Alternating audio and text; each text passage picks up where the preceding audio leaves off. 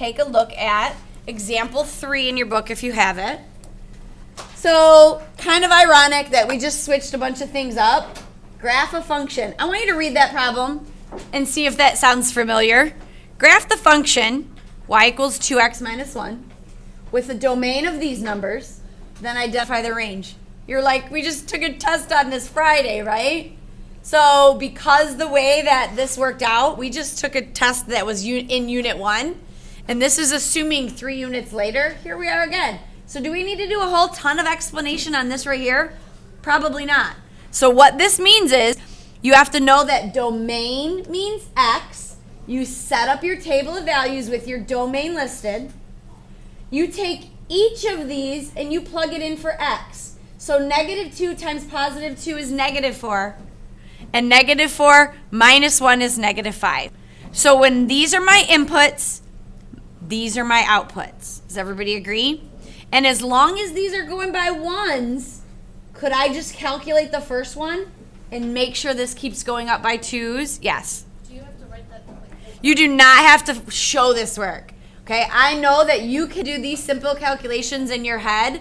If you don't show that middle, just show that you know how to get the range, okay? And then once you have your ordered pairs, you graph them, which we just did. So that's really all there is to that. So that's just kind of a continuation. This part is going to be new though, okay? So I'm going to give you some information, and I'm on page 208 right now. And this is called graphing a function that is represented by a table. This all goes back to ordered pairs. So just watch real quick. This is super simple.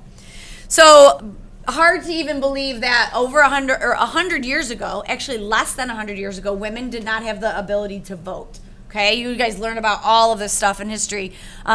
So in 2020, which is 2 short years away, it will be the 100th anniversary that the ratification in the 1920s, the 19th Amendment, women finally had the right to vote. So what somebody did is they put together some data that said, well, if year 0 represents 1920, and the other x values in your domain represents the years since 1920, year -4 represents what year? 4 years before 1920. So this is 1916, this would be 1912, and this would be 1908, right? Year +4 would be 1924. So we want to take a look at some data, because that's what historians do, and they kind of figure out if this is the number of voters in millions, what kind of trend do you expect to see once women were able to legally vote? An increase, right? Okay, so in 1908, 15 million people voted. In 1912, same. Nobody changed. Nobody voted less or more. But then there was a little bit of an increase. And then we had a big jump. Okay? We had an increase. We had a little bit of an increase. And then we had a big increase. Why do you think maybe there wasn't a big increase between these two? It's nothing mathematical. It could just be hypothetical. History, Ash. Yes, maybe there are all types of other factors. Maybe there were women who were allowed to, but maybe were scared, or maybe their husband said, I don't care if you're able to. There's so many things. You could talk to that with Mr. Grail. But then, you know what momentum is? Momentum starts gaining, and women see other women voting, and then the amount has almost tripled since 12 years before it, okay? So now what I want to talk about is understanding the information in this graph. Do you understand it? What would this look like if I plotted it on a coordinate plane? My first question to you is, would it be a straight line? No, very good.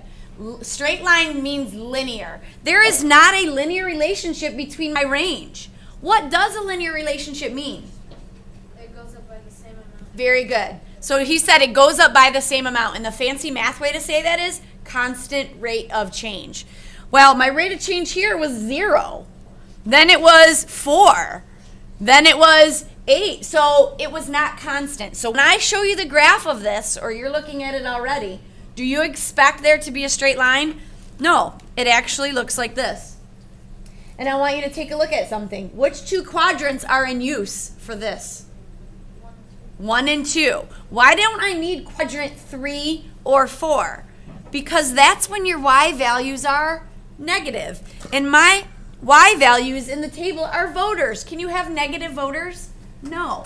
So do you understand how my mind and my job for unit 4 and 5 is getting you to be able to look at graphs and make sense of them? Okay? Because when you're an adult and you read the newspaper, you look at the news and they give you a table and they give you a graph, you have to be able to say, oh, I see what the trend is, what's happening here, okay? So really what you're going to be doing is practicing these exercises, pulling your points off, plotting your points and putting them on, figuring out errors, and then for your application problems, let's just look at this. Hey, there's a map of the world. It just happens to be placed on top of a coordinate plane. I can guess the questions they're going to ask you. They might ask you something about what quadrant is North America in on this map.